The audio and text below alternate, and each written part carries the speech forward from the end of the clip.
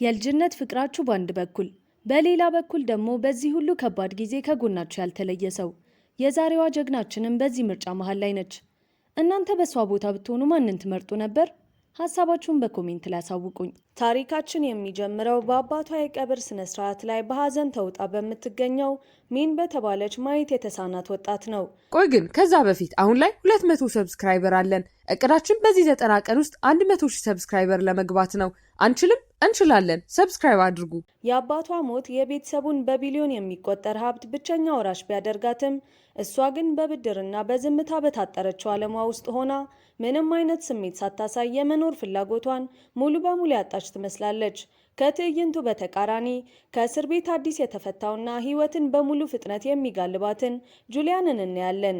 ጁሊያን አዶኒስ በተባለውና በሚያብረቀርቀው የምሽት ክበብ ውስጥ አስተናጋጅ ሆኖ የሚሰራ በካሪዝማውና በሴቶች ጉዳይ ባለው ተሰጥኦ ስሙ የገነነ ነው።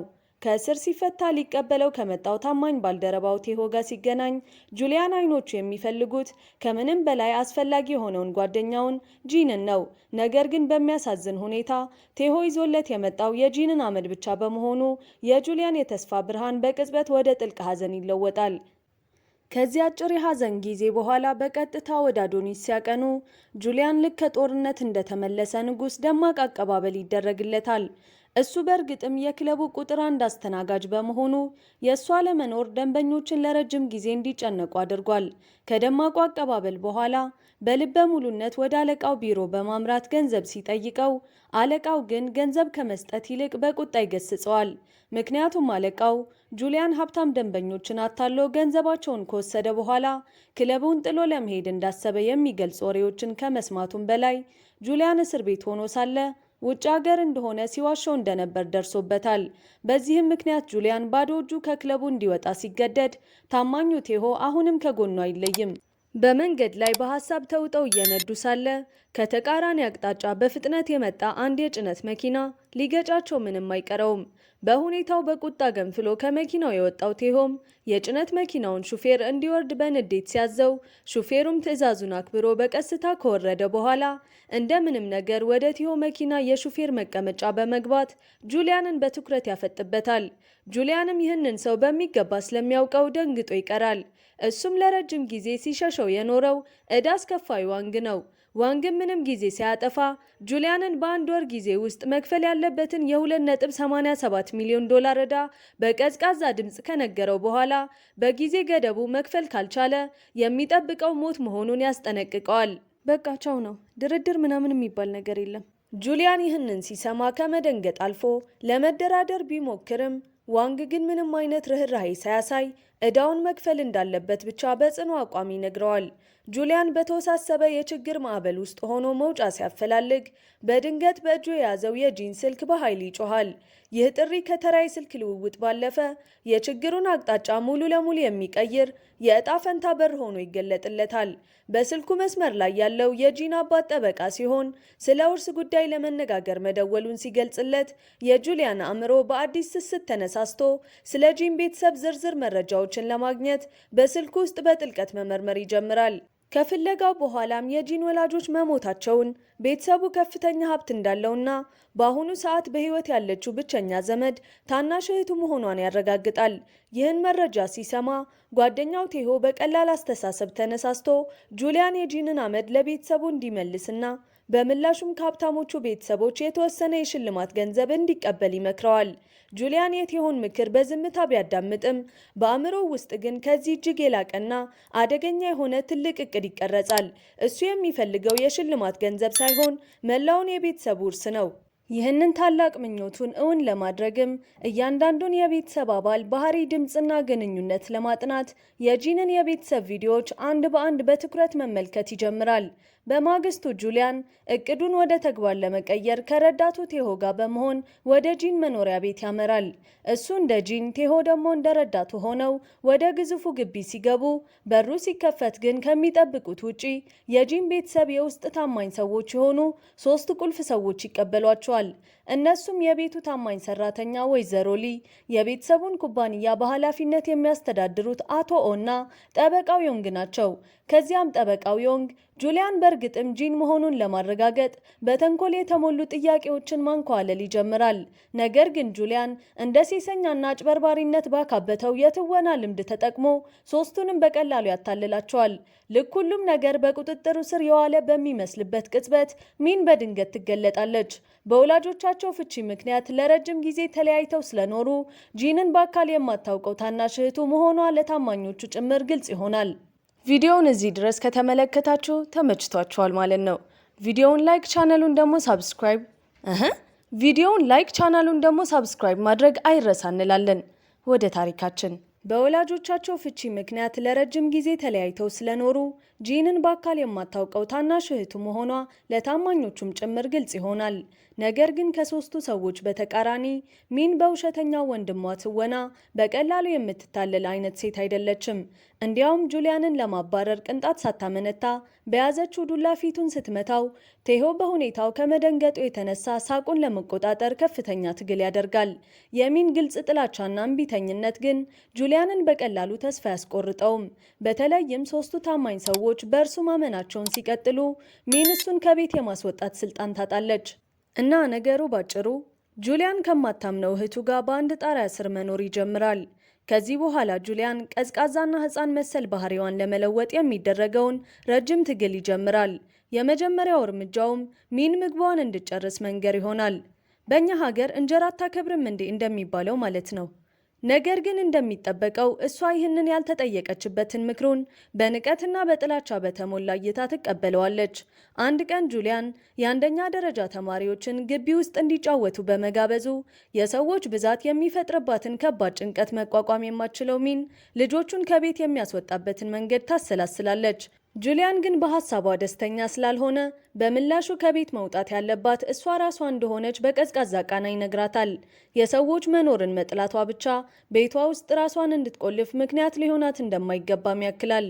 ይህን የሰማችው ሚን የጁሊያንን ትዕዛዝ ለመፈጸም ሳይሆን በውስጧ በገነፈለው ከባድ ንዴት ተገፋፍታ በቅጽበት ከቤት ወጥታ ትሄዳለች። ጁሊያን እሷን ለመከታተል ከኋላዋ ሲከተላት ሳያውቅ እሱ ራሱ በዋንግ ክትትል እየተደረገበት መሆኑን አያስተውልም። ዋንግም ጁሊያን ሚንን እንድታምነው ለማድረግ ምን ያህል ተጨንቆ እንደሚጥር ከርቀት ሆኖ ይታዘባል።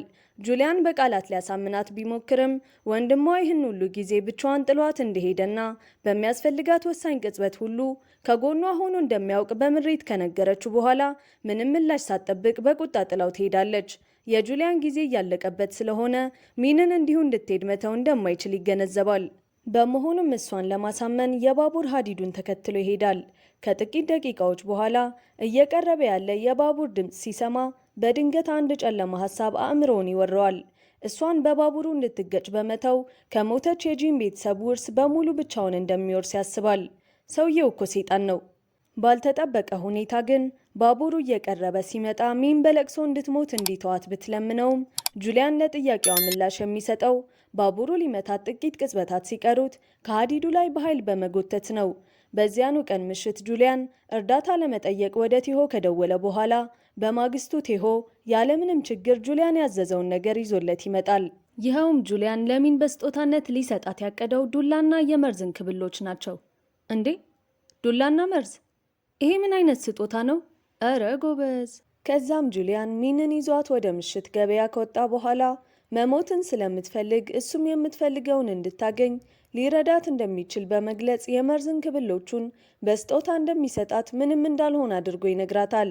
ይህ ንግግሩ ሚንን በግልጽ ቢያስደነግጣትም ቀልዱ እንደሆነ በመንገር ያረጋጋታል። ከዚህ በኋላም በሕዝብ በተጨናነቀው ቦታ ላይ ብቻዋን ትቷት ከርቀት ሆኖ መታዘብ ይጀምራል። ይህንን የሚያደርገው ሚን ከሰው ብዛት ጋር ተያይዞ የሚሰማትን ከባድ ጭንቀት በራሷ እንድትቋቋም እድል ለመስጠት ነው። ከተወሰነ ጊዜ በኋላ ተመልሶ በመምጣት እንደጠፋባት በመዋሸት ይቅርታ ሲጠይቃት ከባቡሩ ክስተት በኋላ በእሱ ላይ እምነት ማሳደር የጀመረችው ሚን በፍጥነት ይቅር ትለዋለች። ጁሊያንም ሁሌም እንደሚጠብቃት ሲነግራት ቃሉን ሙሉ በሙሉ ታምነዋለች። በመቀጠልም አብረው የድራማ ትርኢት ለማየት ይወስናሉ። በትዕይንቱ መሃል ግን ሚን የወንድሟን እውነተኛ ገጽታ ለማወቅ በመፈለጓ በድንገት የጁሊያንን ፊት በእጆቿ ትነካቸዋለች። ከዛም የጁሊያን ፊት እሷ በሐሳቧ ከሳለችው የወንድሟ ምስል ፈጽሞ የተለየ እንደሆነ በግልጽ ትነግረዋለች።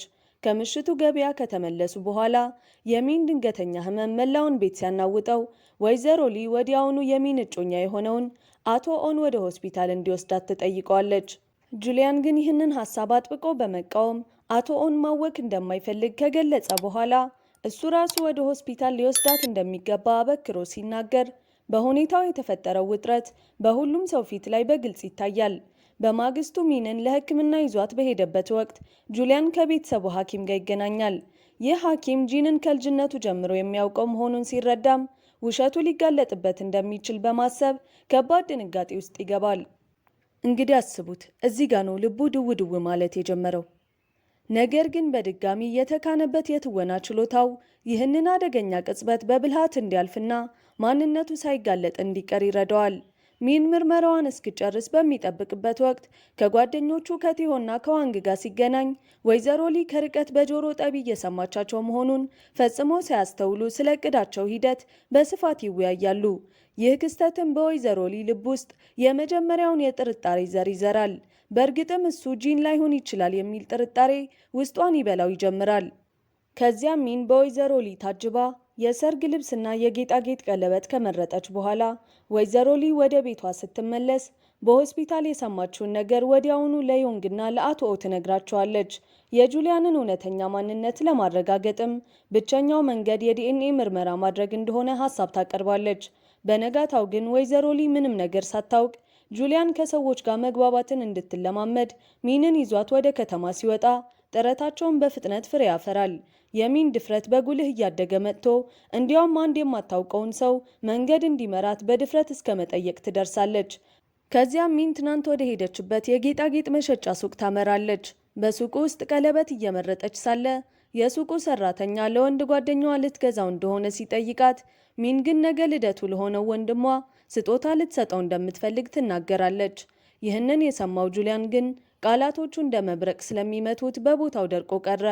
ከሱቁ እንደወጡ የሚን ሰውነት በድንገት ይዝላል። መሬት ላይ ስትወድቅ በአካባቢው የነበሩ ሰዎች በድንጋጤ ይዋጣሉ። ጁሊያን ግን ምንም አይነት እርዳታ ለማድረግ ሳይንቀሳቀስ በድንጋጤ ትኩር ብሎ ይመለከታታል። ሊረዳት ወይም እንዲሁ ሊተዋት እንደሚገባው በውስጡ የሚያመነታ ይመስላል። እውነት ለመናገር እዚህ ጋር ሰውየው ግራ ገብቶታል። ልርዳት ወይስ ልሽሽ የሚለው አይነት ጥያቄ ውስጥ ገብቶ ከሀሳቡ ጋር ሲታገል እንደ ዕድል ሆኖ አንድ ሰው በፍጥነት ተንቀሳቅሶ ሚንን ይረዳል። ይህ ሰው ጁሊያንን ሲከታተል የነበረው ዮንግ እንጂ ሌላ አይደለም። ሚን ወደ ሆስፒታል ብትወሰድም ሁኔታዋ ጥሩ አይመስልም። እንደዚያም ሆኖ አሁንም የምታስበው ስለ ጁሊያን የልደት ቀለበት ነው። እንደ ዕድል ሆኖ ጁሊያን ከሱቁ ፊት ለፊት ወድቆ ያገኘዋል። ቀለበቱን አንስቶ በራሱ ጣት ላይ ካደረገው በኋላ ብቻውን ሊጠጣ እንደሚፈልግ ለቲሆ ነግሮት ከሱ እንደተለየ ግን የሚንን ሁኔታ ለማረጋገጥ ወዲያውኑ ወደ ሆስፒታል ያመራል። በሚያሳዝን ሁኔታ ሐኪሙ በምርመራው መሰረት ሚን የአንጎል እጢ እንዳለባትና ቀዶ ጥገናውን ከዚህ በፊት ብታደርግ ኖሮ ሁኔታዋ እንዳሁኑ የከፋ እንደማይሆን ሲያውቅ የጁሊያን ልብ በጸጸት ይመታል። ሚን ከነቃች በኋላ የልደት ቀለበቱን በማጥፋቷ ጁሊያንን ወዲያውኑ ይቅርታ ስትጠይቀው ጁሊያን ግን ቀለበቱን እንዳገኘውና እንዳደረገው ከመናገር ይልቅ ዝምታን ይመርጣል። የጁሊያን የፊት ገጽታ ግን ለእሷ የነበረውን ስሜት ምን ያህል እንደተለወጠ በግልጽ ያሳያል። በማግስቱ ግን ቀዶ ጥገናዋ ስኬታማ ከሆነ የሚን የማየት ችሎታ ሊመለስ እንደሚችል ሲሰማ አሁንስ ጉዴ ፈላ ብሎ ይህ ሚስጥሩን ሊያጋልጥ እንደሚችል በማሰብ በድጋሚ ወደ ከባድ ጭንቀት ውስጥ ይገባል። ጁሊያን በውስጡ በሚንቀለቀል የጭንቀት ማዕበል እየተናወጠ ባለበት ወቅት ሚን የልደቱን ቀን ለማክበር በሌሊት የብርሃን ትሎችን ፍለጋ አብሯት እንዲወጣ ትጋብዘዋለች። ወደ ጠቆመችው ጸጥ ያለ ስፍራ ሲደርሱ ግን ምንም አይነት የብርሃን ትል አይታይም። በመሆኑም ጁሊያን የሚንን ስሜት ላለመጉዳት ሲል በውሸት ተነሳስቶ በቦታው ላይ ብዙ ትሎችን እያየ እንደሆነ በደስታ ይናገራል።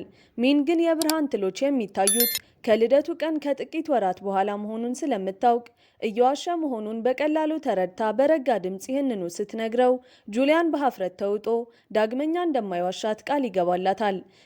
ከአፍታ ዝምታ በኋላ ዝናብ በለስላሳ መዝነብ ሲጀምር ሚን ይህንን ሁሉ ስላደረገላት ከልብ እያመሰገነችው ቀለል ያለና ትርጉም ያለው ፈገግታ ትሰጠዋለች። ይህ ሰላማዊ ቅጽበት ግን ብዙም አይቆይም። የጁሊያን የዲኤንኤ ምርመራ ውጤት ከሆስፒታል ወጣና እንደሚጠበቀውም እውነተኛ ማንነቱ ተጋለጠ። ሁለቱም ወደ ቤት እንደተመለሱ ወይዘሮ ሊ ሁሉንም ሰው በመዋሸቱ በንዴት ተሞልታ በጁሊያን ላይ የቁጣ ውርጅብኝ ስታወርድበት ባልተጠበቀ ሁኔታ ሚን ከፊት ለፊቱ ቆማ ትከላከልለታለች። እንዲያውም የጂንን ደብዳቤዎች በመደበቋ ወይዘሮ ሊን በምላሹ ከሰሰቻት። በዚያው ምሽት ጁሊያን ሚንን በአቅራቢያው በሚገኝ ፓርክ ውስጥ በሀሳብ ተውጣ ስትጫወት ያገኛታል። ለተወሰነ ጊዜ ካወሩ በኋላ ሚን ከሟች ወንድሟ ጂን የተላከላትን ደብዳቤና አብሮት የነበረውን የጁሊያንን ፎቶ ታሳየዋለች። በደብዳቤው ውስጥ ጂን በፎቶ ላይ እንዳለው ሰው አሪፍ መሆን እንደሚፈልግና ለዚያ ሰው ትልቅ አክብሮት እንዳለው ጽፏል። የጂንን ንጹህ የእምነት ቃል ሲሰማ ልቡ በሐዘን የተነካው ጁሊያን በጀመረው የውሸት እቅድ መቀጠል ይኖርበት ወይስ ያቁም በሚል ከባድ አጣብቂኝ ውስጥ ገባ። በመጨረሻም የገዛ ሕሊናው አሸንፎት እቅዱን ሙሉ በሙሉ ለማቆም ወሰነ። በዚህ ውሳኔ ተነሳስቶም ሚንን ይቅርታ ለመጠየቅ ደብዳቤ ከጻፈ በኋላ ወደ ክፍሏ ሲያመራ የክፍሏ በር ላይ ከመድረሱ በፊት የወይዘሮ ሊንና የአቶ ኦን ድምፅ በድንገት ሰማ። እነዚህ ሁለት ሰዎች እኮ ሹክሹክታቸው ራሱ የክፋት ጠረን አለው። ሁለቱም የቤተሰቡን ንብረት እንዴት እንደሚቆጣጠሩ ሲያሴሩ ከሰማቸው በኋላ ደርቆ ቀረ። ጁሊያንም ምንም ጊዜ ሲያጠፋ ወደ ቤተሰቡ ሐኪም በመሄድ ስለሰማው እቅድ ነገረው። ሐኪሙም በበኩሉ ወይዘሮ ሊና አቶ ኦ የሚንን ቀዶ ጥገና ለማዘግየት ሲሞክሩ እንደነበር ገለጸለት። ነገሩን ይበልጥ የሚያከብደው አሁን በሁለቱም በሚንና በጁሊያን ላይ ጊዜ እያለቀ መሆኑ ነው። ጁሊያን ዕዳውን በፍጥነት መክፈል ሲኖርበት፣ ሚን ደግሞ በሕይወት ለመቆየት አስቸኳይ ቀዶ ጥገና ያስፈልጋታል።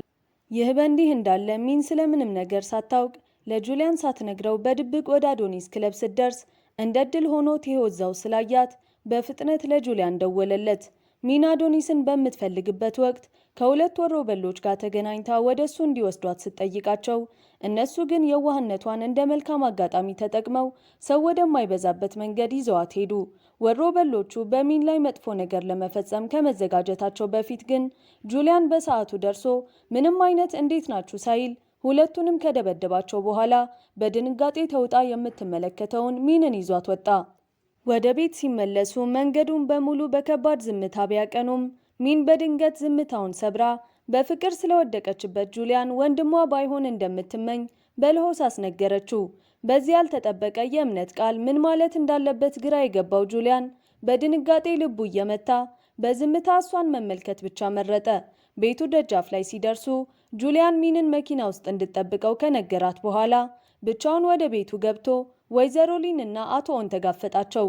ከዚያም የሸረቡትን ክፉ ዕቅድ እንደሚያውቅ በመናገር እውነታውን ፊት ለፊት አጋለጣቸው። እነሱ ግን ከፊታቸው የተደቀነው አደጋ አይተው እንኳን በማይናወጥ እርጋታ ሲመልሱለት ወይዘሮ ሊ መርዝ የተቀባ በሚመስል ለስላሳ አንደበቷ ጁሊያን ከነሱ የተሻለ እንዳልሆነና ይህንን ሁሉ ጊዜ ሚንን ሲያታልላት እንደነበር ነገረችው። ሶስቱም የሚያውቁት ነገር ቢኖር ንግግራቸውን ከበር ጀርባ ሆና የምትሰማው ሚን ስታምናቸው የነበሩት ሰዎች የሚፈልጉት የቤተሰቧን ንብረት ብቻ መሆኑን ስትረዳ ክህደቱ ልቧን ሰነጠቀው። እስኪ ያስቡት፣ የገዛ ቤተሰብህ ብለህ ያመንከው ሰው በሙሉ ለገንዘብህ ብሎ ሲተውህ መስማት ምን አይነት ከባድ ስሜት እንደሆነ። በድንጋጤና በሐዘን እየተንቀጠቀጠች ከቤት እየሮጠች ስትወጣ ጁሊያን መኖሯን የሚያስተውለውም በዚሁ ቅጽበት ነበር። ጁሊያን በድንጋጤ ተከትሏት ሲወጣ ከኪሷ ውስጥ እሱ የሰጣትን የመርዝ እንክብል አውጥታ ልትውጠው ስትሞክር ያገኛታል። በዚህም ጊዜ ምንም ሳያስብ በድንገተኛ ስሜት ተገፍቶ በፍጥነት ከድርጊቱ አስቆማት። ሚን በእንባ በታጠቡ አይኖቿ እየተመለከተችው ስለ እውነተኛ ማንነቱ ስትጠይቀው ጁሊያን መልስ ከመስጠቱ በፊት እሷ ራሷ ለጥያቄዋ መልስ ሰጠች።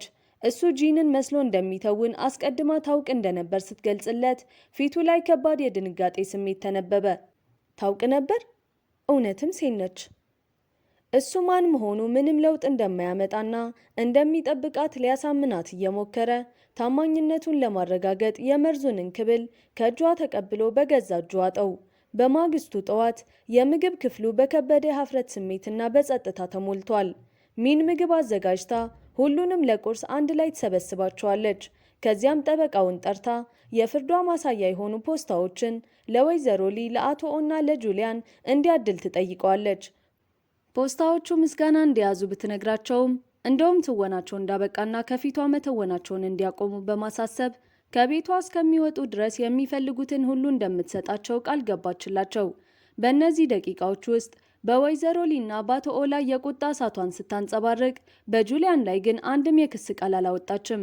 በዚህ የተበሳጨችው ወይዘሮ ሊ ጁሊያንን ጥግ ላይ ስትወቅሰው ሚን ንግግሯን በማቋረጥ እሷ በፍቅር የወደቀችው ጁሊያን ተብሎ በሚታወቀው ወንድሟ መሆኑን በድፍረት ተናገረች። ሁሉም ነገር ካለቀ በኋላ ጁሊያን ሚንን ጥሏት ሲሄድ በመካከላቸው የተፈጠረውን ነገር ሁሉ እንዲረሳውና ከዚህ በፊት ተዋውቀው እንደሚያውቁ እንዲቆጥር ትጠይቋለች። ከዚያም ሚን በትልቁ የቤተሰቧ ቤት ውስጥ ከትዝታዎቿ ጋር ብቻዋን ቀረች። ወደ ጂን ክፍል ገብታ የሙዚቃ አሻንጉሊቱን ስታገኝ እንባዋ በጉንጮቿ ላይ ያለማቋረጥ እየወረደ ከአሻንጉሊቱ ጋር ትጫወታለች። ከተወሰነ ጊዜ በኋላ ጁሊያን ወደ ቀድሞ ህይወቱ ይመለሳል። አስተናጋጅ ሆኖ እየሰራ ሉዋንግ ያለበትን ዕዳ ግን አሁንም አልከፈለም። ይሄ ልጅ ዕዳ መክፈል አይወድም መሰለኝ። ከውጫዊ ግድ የለሽ ህይወቱ በስተጀርባ ግን የሚንን ትዝታ ከአእምሮው ሊያወጣው አልቻለም። በመሆኑም ሚን ለቀዶ ጥገና በምትዘጋጅበት ወቅት ጁሊያን በድብቅ ወደ ዮንግ በመሄድ ከሚን የተቀበለውን ገንዘብና ለእሷ የጻፈላትን ደብዳቤ መልሶ ሰጠው። ይህንንም ከቀዶ ጥገናው በኋላ ስትነቃ እንዲሰጣት በጥብቅ ጠየቀው። ከዚያ በኋላ ሚን የሰጠችውን ቀለበት ወርውሮ ጣለው። ዮንግ ግን የገባለትን ቃል በማጠፍ ከቀዶ ጥገናው በፊት ወደ ሚን በመሄድ ከጁሊያን የተላከላትን ደብዳቤ ሰጣት። በተጨማሪም የቀዶ ጥገናዋን ዝግጅት ያደረገው ጁሊያን መሆኑን ገለጸላት። ይህንን ስትሰማ በሚን በሐዘን ተውጦ በነበረው ፊት ላይ የተስፋ ፈገግታ ጭላንጭል ታየ። ጁሊያንን በድጋሚ ለማየትም በልቧ ጓጓች። ከተወሰነ ጊዜ በኋላ ጁሊያን ከዕዳው ለማምለጥ ወደ አንድ ሩቅ ቦታ ሊሄድ ኤርፖርት ውስጥ ይታያል። እሱ ፈጽሞ የሚያውቀው ነገር ቢኖር በዚያ ሰዓት ሚን እሱን ለመፈለግ ወደሚሰራበት ክለብ መሄዷን ነበር። ይሄኔ ነው እንግዲህ የፊልም መተላለፍ የምንለው ነገር የሚሰራው። ጁሊያን ሊሄድ ሲዘጋጅ የማምለጫ እቅዱን ከቲሆ እንደሰማ ከሚገመተው ዋንግ ድንገተኛ ጥሪ ሲደርሰው ስልኩን ያነሳል። ስልኩ ሲደወልለት ስልኩን ያነሳው ጁሊያን የሰማው የዋንግን ሳይሆን የሚንን ድምፅ ነበር። ልቡ በድንጋጤ ይመታል። ያ ያልተጠበቀው ለረጅም ጊዜ ሲናፍቀው የነበረው የሚን ድምፅ በቅጽበት ዓለሙን ያናውጠዋል። ምንም ማሰብ ሳይችል ጁሊያን እግሩ ከሚመራው በላይ ልቡ እየገፋው ሚንን ለማግኘት ከአውሮፕላን ማረፊያው ይወጣል። ሚን በበኩሏ በዚህ ሁሉ ጥንቅጥ ውስጥ የፍቅሯ መገለጫ የሆነው ድምጿ ጁሊያንን ወደ ሞት ወጥመድ እየጠራው መሆኑን ስላልተረዳች በንጹህ ልቧ የእሱን መምጣት ትጠባበቃለች። የጁሊያን ዕዳ የሚከፈልበት የጊዜ ገደብ እየተሟጠጠ በስምምነታቸው መሰረት ህይወቱ በሞት የምትለወጥበት ሰዓት ቀርቧል። በዚህ ወሳኝ ወቅት ሚን በቅርቡ አይኗ ላይ ከባድ ቀዶ ጥገና እንደምታደርግ ለዋን ትገልጽለታለች። ይህ ቀዶ ጥገና ካልተሳካ ዳግም ላታዩ ስለምችል ከዚህ የመጨረሻ ዕድል በፊት ጁሊያንን ማግኘት ለእሷ የህይወትና የሞት ጉዳይ እንደሆነ ትናገራለች። ዕዳው የሚከፈልበት ሰዓት እያለፈ ሲሄድ ጁሊያን በመጨረሻው ቅጽበት ሚንና ዋንግ ወደሚጠብቁት ቦታ ደረሰ። ልክ እንደደረሰም ከሚን ጋር ለመነጋገር ጥቂት ተጨማሪ ደቂቃዎችን እንዲሰጠው ዋንግን ቢለምነውም ዋንግ ግን በምህረት የለሽ ቅዝቃዜ ጥያቄውን ውድቅ ያደርገዋል። ይልቁንም በቅጽበት ጁሊያንን ደጋግሞ በመውጋት ህይወት አልባ አካሉ ከእግሩ ስር እንዲወድቅ አደረገው። ጁሊያን እየሞተ መሆኑን ስትረዳ ሚን በድንጋጤ የምትይዘውን አጥታ የሰውን እርዳታ ለማግኘት በሙሉ ኃይሏ ብትጮህም በሚያሳዝን ሁኔታ ሁሉም ነገር ረፍዶ ነበር። ጁሊያን በመጨረሻ እስትንፋሱ የሚንን እጅ ይዞ እንደሚወዳት ከነገራት በኋላ እሷን በሐዘን ተውጣ በእንባ ተራጨች። ጊዜው አልፎ በፊልሙ መገባደጃ ላይ የሚን የአይን እይታ በቀዶ ጥገናው ሙሉ በሙሉ ተመልሶላት የጁሊያንን ደብዳቤ ስታነብ እናገኘዋለን። በደብዳቤውም ውስጥ ጁሊያን ለእሷ የነበረውን ጥልቅ ስሜቱን በሙሉ ይናዘዝላታል። ይህን ካነበበች በኋላ ሚን በበረዶ መሃል እየሮጠች የወንድሟን ትውስታ ስታስታውስ ከቆየች በኋላ አንድ ትልቅ ዛፍ ስር ትቆማለች። ከዚያም አይኖቿን ለጥቂት ጊዜ ከጨፈነች በኋላ የአንድ ሰው መኖር ሲሰማትና አይኖቿን ዳግም ስትገልጥ ጁሊያን ከፊት ለፊቷ ቆሞ ታይዋለች። ሀሳብ አስተያየታችሁን ኮሜንት ላይ ጻፉልን። እዚህ ጋር የምትመለከቱትን ቪዲዮ ማየት እንዳትረሱ። ይመቻችሁ።